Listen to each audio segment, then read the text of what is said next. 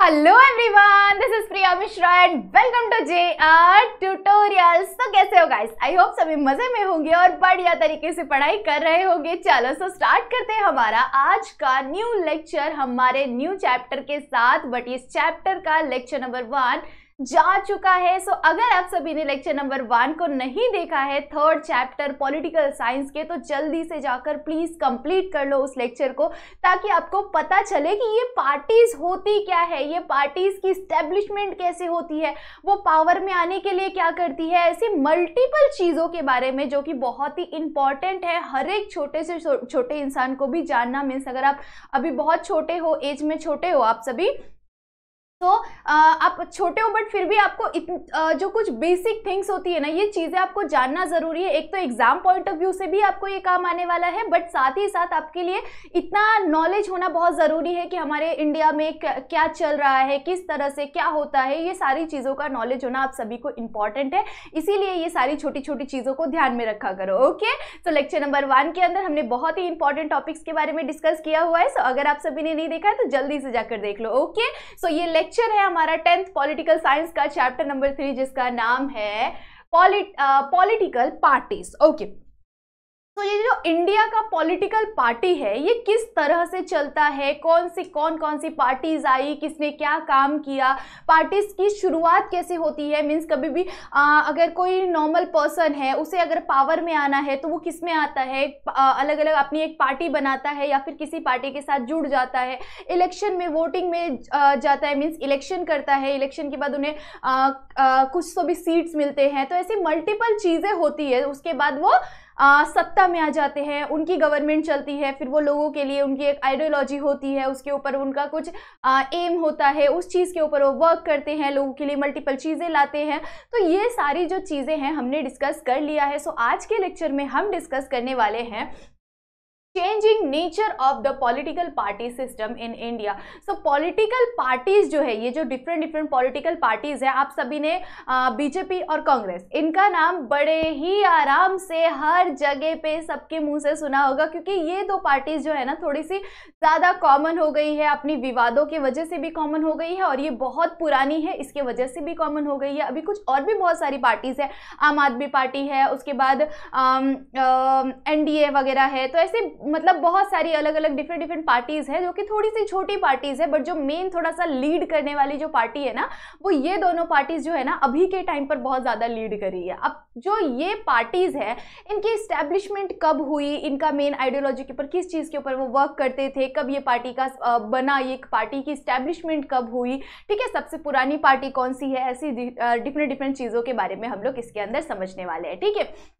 अब जो ये चेंजिंग नेचर की अगर हम लोग बात करें, तो अलग अलग जो पार्टीज है, जैसे अगर हम लोग कांग्रेस या बीजेपी या आम आदमी पार्टी, ऐसे ये जो हमारी शिवसेना है, ठीक है, महाराष्ट्र में शिवसेना ज़्यादा चलते हैं, तो इसकी पार्टी हो गई। फिर ऐसे मल्टीपल पार्टीज जो है, ये किस तरह से बना, वो किस तरह से वर्क करते हैं। जैसे सपोज अगर हम कांग्रेस की बात करें या बीजेपी की बात करें, तो कांग्रेस जो है ना वो सबसे पुरानी पार्टी है, ठीक है, सबसे पुरानी पार्टी है।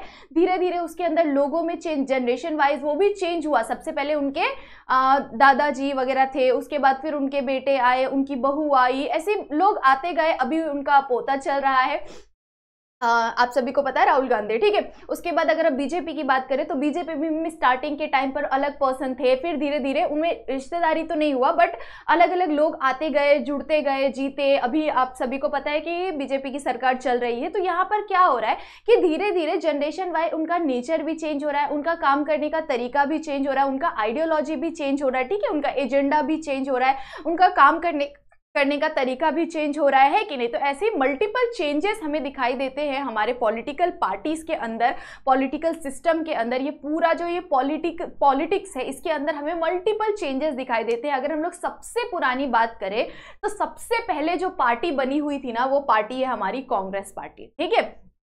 इंडियन नेशनल कांग्रेस, ठीक है। ये जो इंडियन नेशनल कांग्रेस है, हमारा जो कांग्रेस पार्टी है, ये सबसे पुरानी पार्टी है। और अगर इस पार्टी की बात करें तो इस पार्टी ने सबसे ओल्डेस्ट टाइम पर बहुत सारा काम किया। जब ये हमारा इंडिपेंडेंस का जो टाइम पीरियड चल रहा था, लास्ट जो इंडिपेंडेंस का जो स्टेज चल रहा था, आप लोगों ने 8th स्टैंडर्ड में ये चीजें आपने पढ़ी हुई है, मैंने ही पढ़ाई हुई है, मतलब यहाँ पर नहीं, मैंने दूसरे क्लास में भी पढ़ाया हुआ है।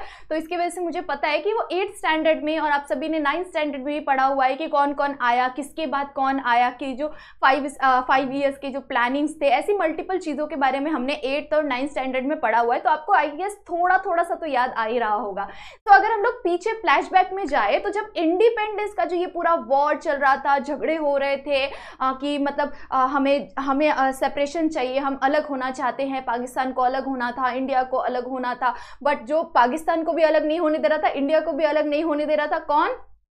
जो ब्रिटिशर्स थे, ठीक है। ब्रिटिशर्स की गवर्नमेंट चल रही थी इंडिया के अंदर। सो ये जो बहुत सारा विवाद चल रहा था, बहुत सारी परेशानियां चल रही थी, वर्कर्स के ऊपर, वुमेन्स के ऊपर, मेंस के ऊपर, मल्टीपल लोगों के ऊपर बहुत सारी अलग अलग प्रॉब्लम्स चल रहे थे। तो उन सभी का विरोध करना, उनको सपोर्ट करना, इन सारी चीज़ों के अंदर जो ये कांग्रेस पार्टी है, इनका बहुत बड़ा योगदान है। ये हमारा जो इंडिपेंडेंस हुआ है, हमें जो आज़ादी मिली हुई है, इस आज़ादी में इनकी बहुत बड़ी भूमिका है। आज़ादी में इनके पूर्वजों ने, मीन्स जब ये इनका जब इस्टेब्लिशमेंट हुआ था, कौन से टाइम पर इस्टेब्लिशमेंट हुआ था इनका?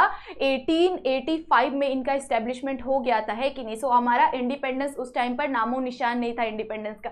तो उस टाइम पर इंडिपेंडेंस के लिए बहुत ज़्यादा प्रॉब्लम्स को फेस करना पड़ा था। तो उन सभी के लिए लड़ने का काम भी कौन करता था? कांग्रेस पार्टी करता था। और कांग्रेस पार्टी ही सबसे पहली पार्टी है हमारे इंडिया की, सबसे फर्स्ट पार्टी है, मीन्स की सबसे ओल्डेस्ट पार्टी हो गई है कांग्रेस पार्टी। और इन्होंने ही हमारे इंडिपेंडेंस में बहुत बड़ा योगदान दिया हुआ है, इस भारत के लिए बहुत बड़ा योगदान दिया हुआ है, और बहुत सारे कामों को किया हुआ है उन्होंने उस टाइम पर, ठीक है।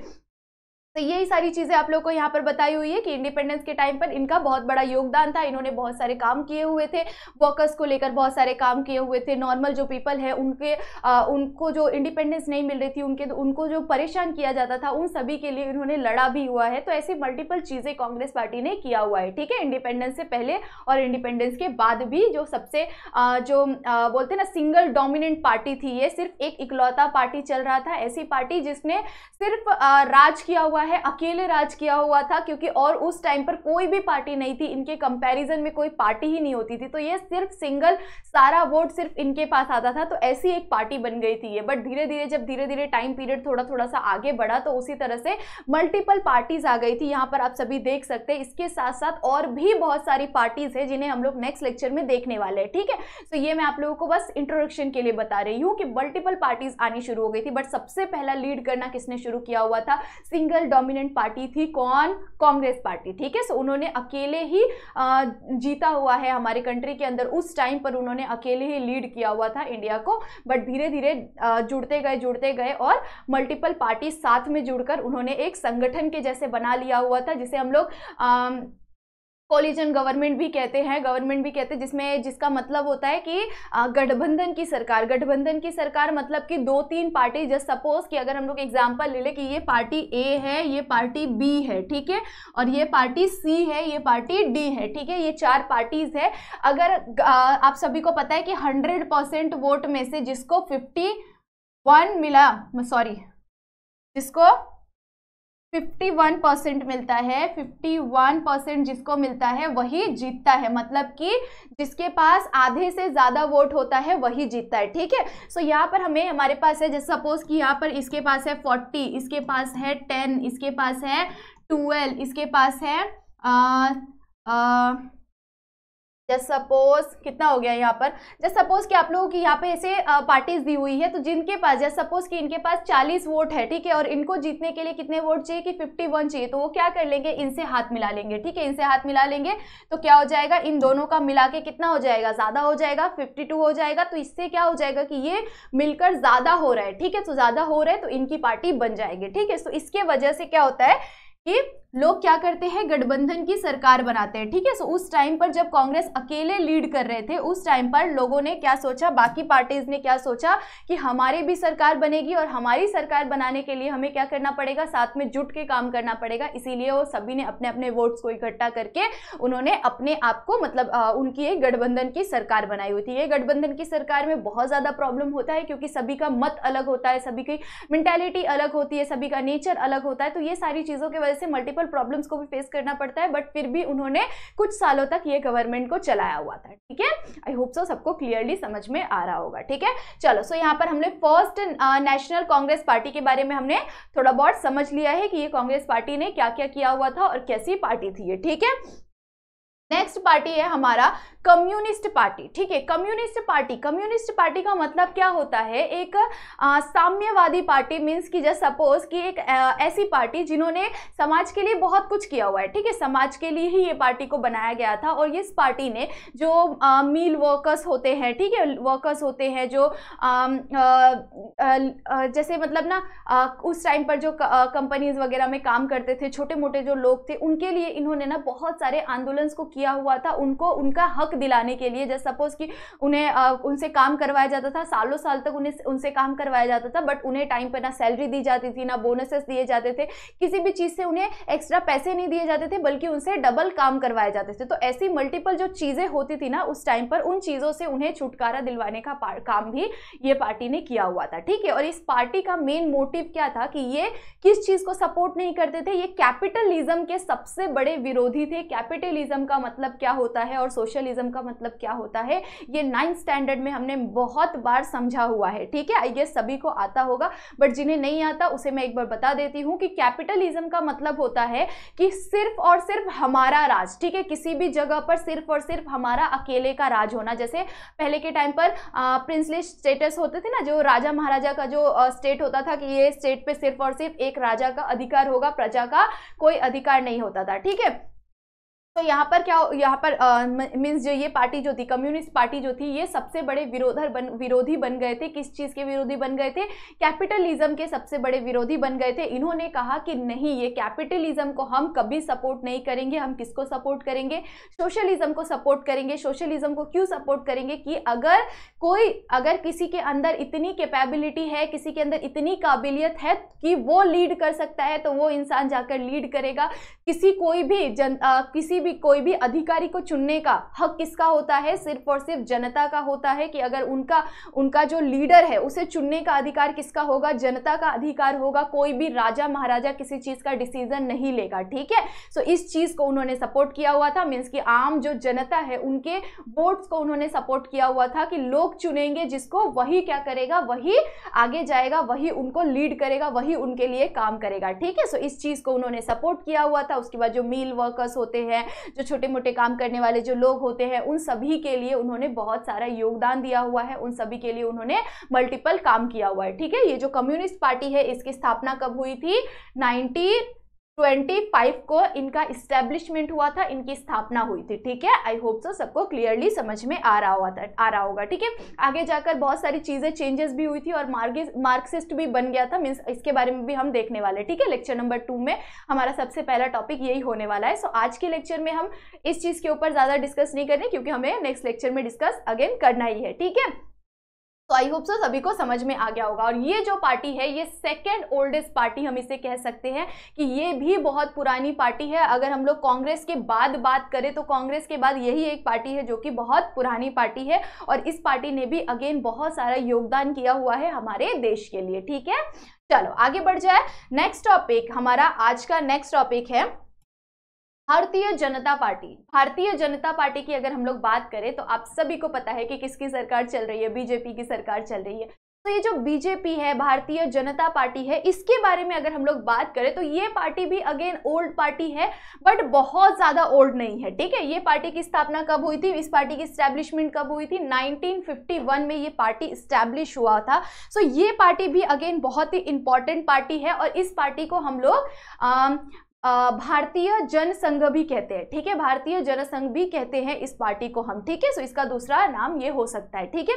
उसके बाद इस पार्टी की अगर हम लोग बात करें तो इस पार्टी में बहुत सारे लोग जुड़ना शुरू हो गए थे जब इनकी सरकार, जब कांग्रेस वगैरह की बाकी जो सरकारें जब चल रही थी उस टाइम पर इसने संगठित सरकार बनाने का, मीन्स की गठबंधन का सरकार बनाने के बारे में सोचा हुआ था। ये दूसरी पार्टी से जुड़े भी हुए थे, ठीक है। सो ये समय भी इस पार्टी ने देखा हुआ है। इस पार्टी ने अगेन हमारे देश के लिए काम तो किया हुआ है। बहुत ज्यादा ओल्डेस्ट पार्टी नहीं है, बहुत ज्यादा आप सभी देख सकते हो कि बहुत ज्यादा ओल्डेस्ट पार्टी नहीं है, बट इस पार्टी ने भी बहुत सारा काम किया हुआ है, हमारे देश के लिए बहुत सारा काम किया हुआ है। इस पार्टी के अंदर बहुत सारे लोग चेंज हुए थे, ठीक है, बहुत सारे लोग चेंज हुए थे। ये बहुत ज्यादा पुरानी पार्टी नहीं है, बहुत सारे लोग चेंज भी हुए थे, बट इस पार्टी के अंदर भी कुछ तो भी काम हुआ था, ठीक है।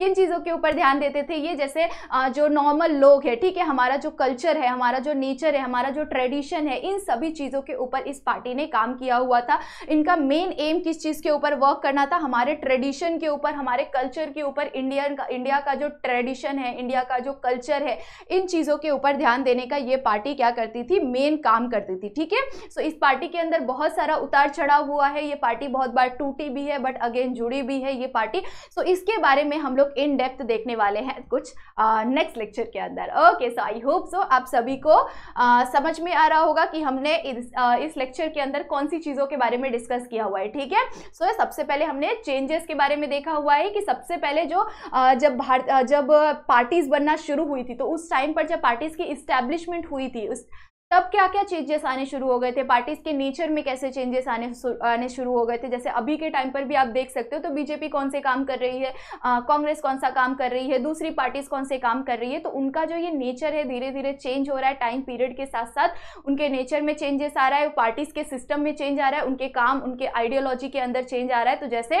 फर्स्ट कांग्रेस का आइडियोलॉजी क्या था, हमारे देश को इंडिपेंडेंट बनाना, स्वतंत्र बनाना, इस चीज के मेंटालिटी से उन्होंने काम किया हुआ था। सेकेंड हमारा कम्युनिस्ट पार्टी, इन्होंने वर्कर्स के लिए ज्यादातर, इनका आइडियोलॉजी क्या था कि ये वर्कर्स के लिए ज्यादातर काम करते थे कि उन्हें मतलब उनके साथ जो भी बुरा होता था इस चीज के ऊपर वो ज्यादा वर्क करने का काम करते थे। अगर जनता पार्टी की बात करें हम लोग, भारतीय जनता पार्टी की बात करें, बीजेपी की बात अगर हम लोग करें तो बीजेपी किस चीज के ऊपर काम करता था, हमारे इंडिया के कल्चर, ट्रेडिशन, इन चीजों के ऊपर ज्यादा ये काम करते थे, ठीक है। सो आई होप सो आप सभी को समझ में आ रहा होगा। सो आज के लेक्चर में हमने 3 पार्टीज के बारे में कंप्लीट किया हुआ है। इसके नेक्स्ट लेक्चर में हम लोग और भी बहुत सारी पार्टीज है, उन सभी पार्टीज के बारे में इन डेप्थ देखने वाले हैं, ठीक है। चलो, सो आई होप सो सबको समझ में आया होगा, मजा आया होगा।